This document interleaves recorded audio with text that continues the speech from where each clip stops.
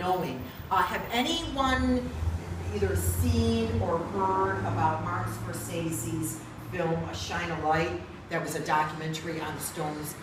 It's brilliant. It's brilliant, brilliant movie. Probably one of the best documentaries on a rock concert I've ever seen.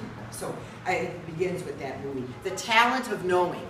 And it begins with a quote, "My life hasn't run out yet." Keith Richards. I think someone asked him, "Why aren't you dead?" He says, "My life hasn't run out yet." So here's the poem. "I'm watching Mick Jagger's jagged face, as big as a 5-store tenement building, at an IMAX theater showing Scorsese's film, Shine a Light. And I get tired just watching this guy, older than me, methodically strut around the stage and dry hump the audience. Back and forth, and that's when I think of you, dear friend, who's been dead for almost 20 years. Not as long as Brian Jones, but hey, the years are creeping up on all of us.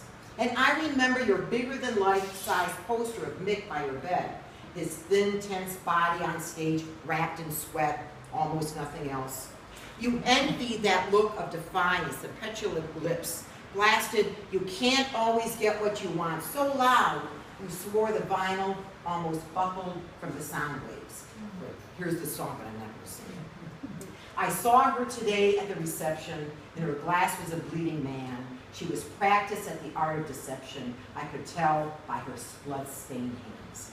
Another paradigm for the ex-wife, you told me in a noisy bar. But as much as you craved Mick's swagger, it was the silent, elusive, almost invisible Charlie Watts you really wanted to channel. Quote, "Look how he looks at Mick on stage. Just look." The almost sarcastic grimace that says, "I know that you know that I know you're a fake.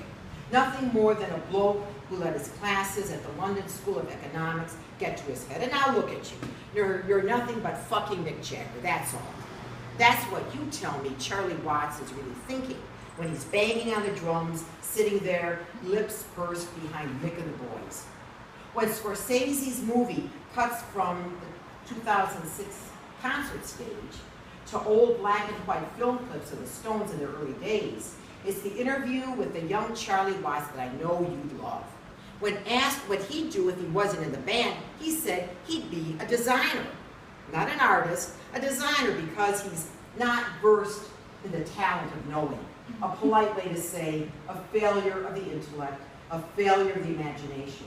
As if he was mouthing your words in 1974 after the wife left with your best friend.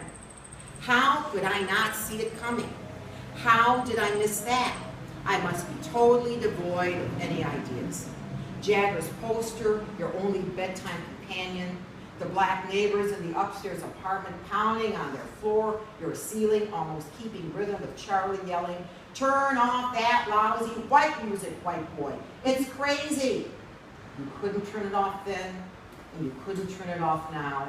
The movie and soundtrack, Jagger and his constant gyrations, Watts and his fixed stares, the nuance of every song memorized, your life finally abandoned in the glow of backlighting.